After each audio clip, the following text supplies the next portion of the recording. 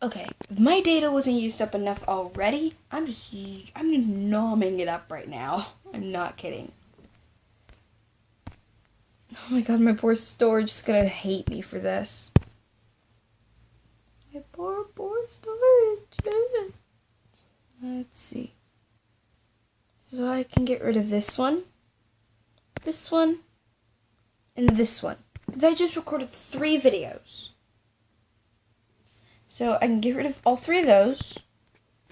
Oh, I love this picture. Who is this supposed to be? Who is this supposed to be? I'll have to check my slide again, god darn it. Yeah, I'll have to get rid of it for now. Because I don't have the data for it right now. Oh, good. It's nomming up my data like mad. Don't care. Till I get all these uploaded, which would be good to go to the building for, because they upload in like 2 seconds. I'm so hot right now, but all this stupid paper money, I can't do anything. So, let's do this. FNAF 4 got it all wrong. Go away, Fredbear. Ow. That hurt. Start at the beginning. Oh, wait. What am I doing? What am I doing? Starting this video off wrong already. No, I don't mean by not watching the Dan Titty and Sorry, thing. Scott. I mean, I forgot to say my humongous long line. Shout out to Game Theory and all the other theorists. Shout out to all of them. Shout out to GT Live. Then subscribe to Game Theory, subscribe to GT Live, and subscribe to all the other theorists. Go like and comment on GT Live's videos, on Game Theory's videos, on all those other theories videos. Subscribe to my channel, like my channel, like my videos. You can't like my channel, oh my god. I've been recording like 4 videos in a row. This is the 4th one in a row, I'm not kidding. I'm actually super hungry and I just ate an hour or 2 ago. Sorry, Scott Cawthon. I'm tired of waiting for you. This time you'll have to keep up with me. Oh, never mind. Stupid troll, Scott. Thank God, I hate that stupid creepy beginning. Hate that. Ooh. I'm not the only person that ever notices that, right? You know how, like, Game Theory's in the symbol, it, like, has his, like, symbol for his channel, and it goes green, green, green, green, green, like, top left green, bottom right green, bottom left green, top right green, middle green. Well, in this video, for some reason, it decides to do it wrong. Green, green, green, red, green. It does it wrong. It does green, green, green, red, green. Green, green, green, red, green. So that's kind of creepy. I still hate that. Hello, Internet! Welcome to Game Theory, where instead of waiting for FNAF 4 to be released, this time we're getting out ahead of the game. Or at least that was the plan. Scott, I swear you are the biggest internet troll out there. Oh, it's being released October 31st. Okay, let me plan my entire schedule around that. Never mind, it's now in August. Okay, fine, let me rework everything. Lols, here's the full version now. You, Scott Cawthon, are the reason I have an emotional dependence on Diet Coke. But today I'll be sipping that sweet, sweet Diet Coke in sweet, sweet victory. Because guess what? I win! Scott, in your rush to get the game out, to get out ahead of my theories and completely flim-flam the internet and shock everyone by releasing the game 3 months early, you missed a huge detail. Maybe before releasing the game, you should have spent a bit more time researching, because this game, as you've presented it, is impossible. Let me explain. insane. Basically, it's all but confirmed at this point that in FNAF 4 you play as the victim of the bite of 87, and that this game is either his nightmare or what he's seeing in a coma as he recovers from his injuries. Let me run you through the evidence real quick so that we're all on the same page. First, in the months leading up to the release of the game, there were clues hidden in the source code for some of the teasers on Scott's website, with the numbers 8787 repeated over and over again. Two numbers that anyone who hasn't been living under a rock will recognize as a key date in the franchise's lore, the bite of 87. This is further supported by the text on the teaser images. All of the pictures released on the site basically ask the same question: was it me?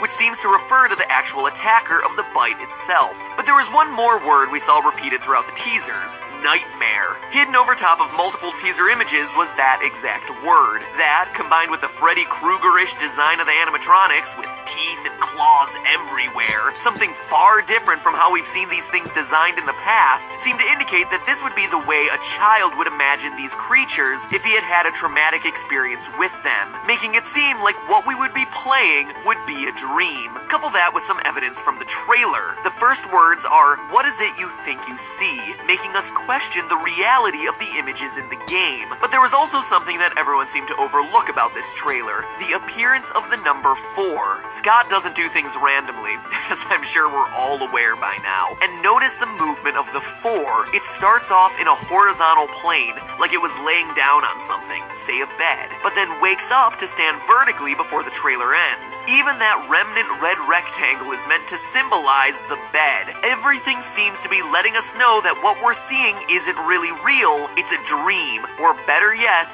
a nightmare. Now fast forward to the game's release, or I suppose casually meander to the game's release since it wasn't too long afterwards, and we see that this theory still holds. Flowers, an IV, and pills will occasionally show up next to your bed. Classical medical supplies that show us that this is a child in recovery. Foxy, who's hiding in a closet, will transform back to a plush toy if you hold the door closed on him long enough, making it seem like this was all a dream or hallucination. And of course, the biggest piece of evidence of all, the cutscene that ends Night 5, which, if you don't want a spoiler, click here to skip.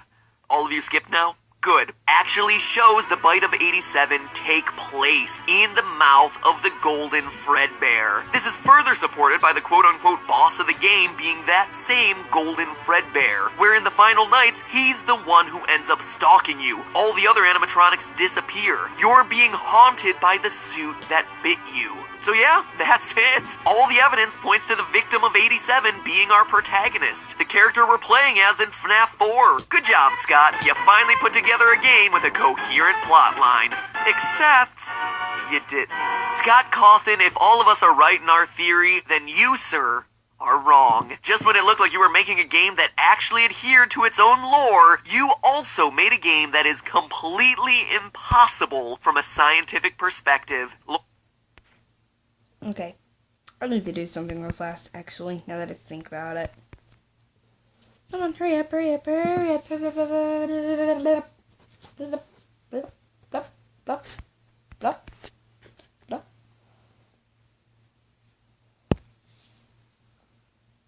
need to get a video uploading or something.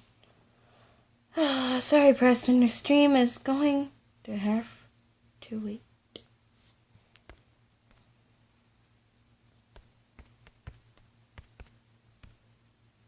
So many. Oh God.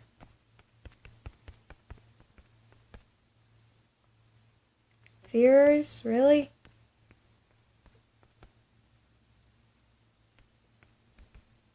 What?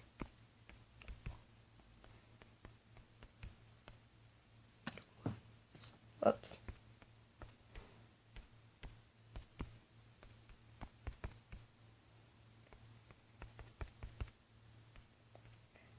There. So let's get that uploading. Then I can go and delete the video.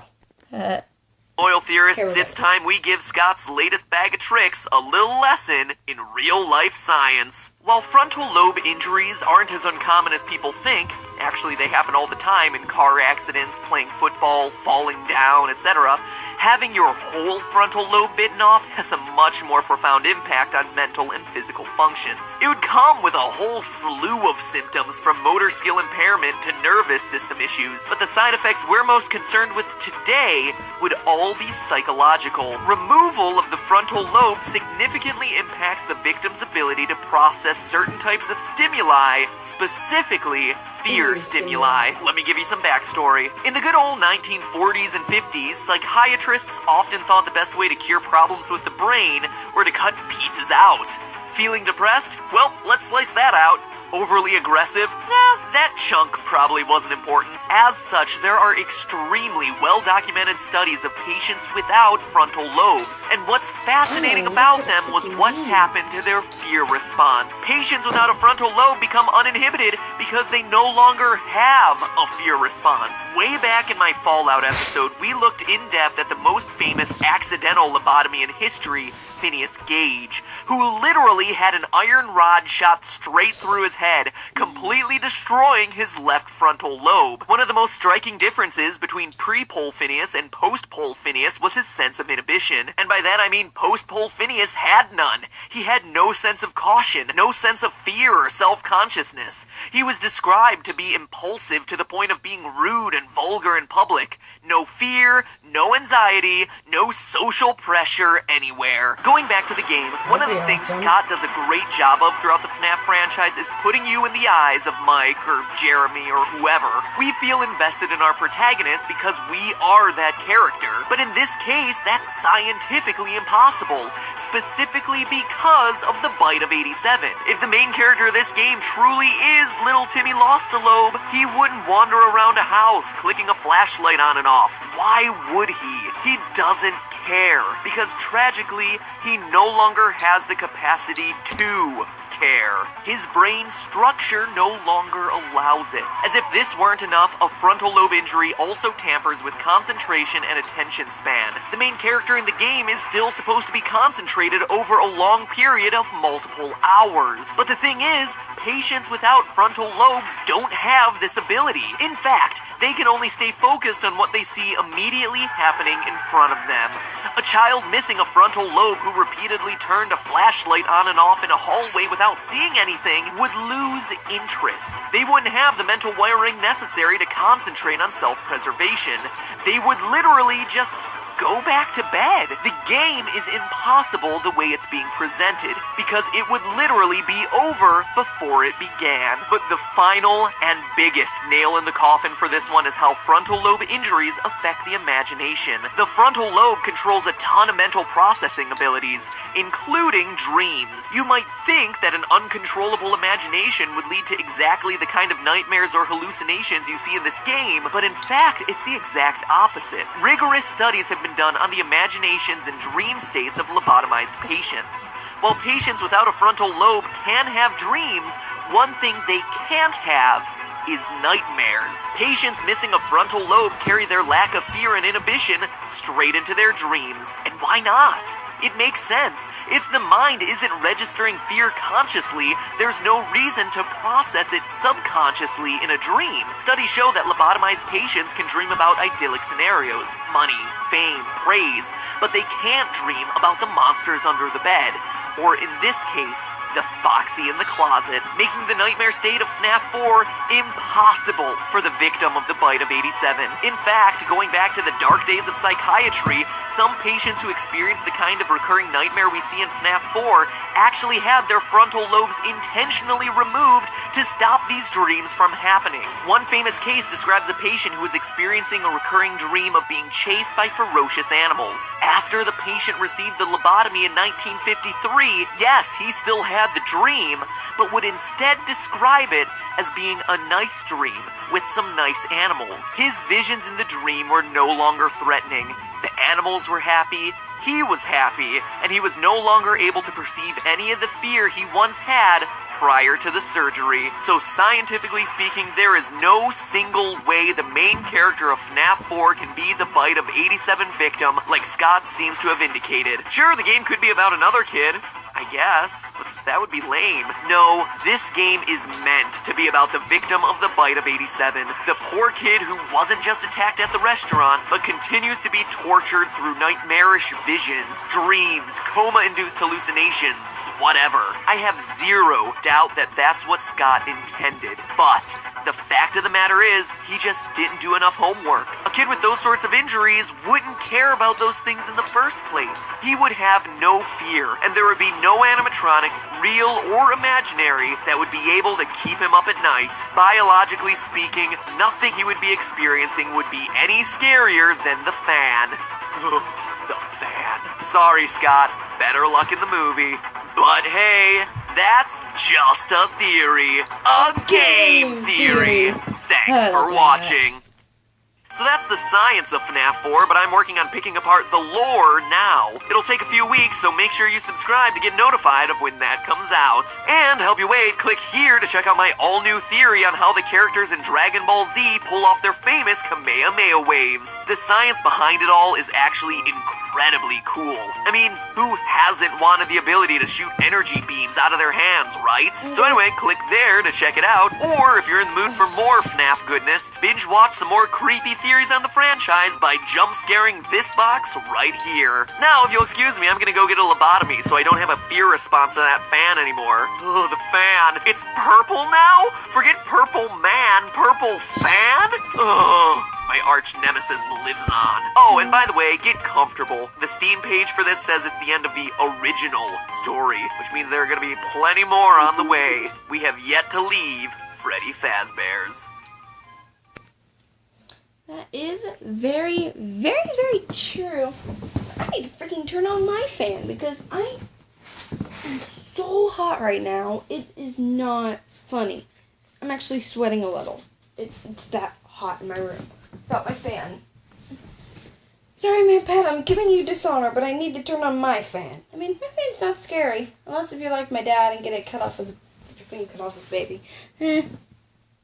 Yeah, my dad accidentally, as a child, put his middle finger into a fan, and got it cut off to like right here. So I am not putting this finger down, because, no, but like, it's right here. All this was cut off on one of his fingers.